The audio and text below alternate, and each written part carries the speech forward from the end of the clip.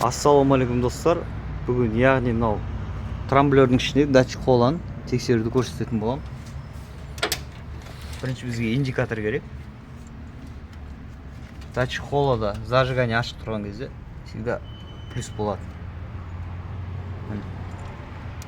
Плюс бар. Мына жағында масса болады, минус. Ортасында команда жүреді, импульсный. Оны біз мынандай мампын дайындап аламыз да. Тексеру жолы бұл. Яғни істей ма, істемей ма.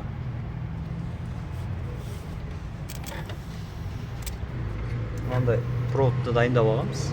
Осыны кузовқа тигізесі. Искра шығып жатыр. Значит, бізде коммутатор, катушка цельный. Жұмыс істеп тұр.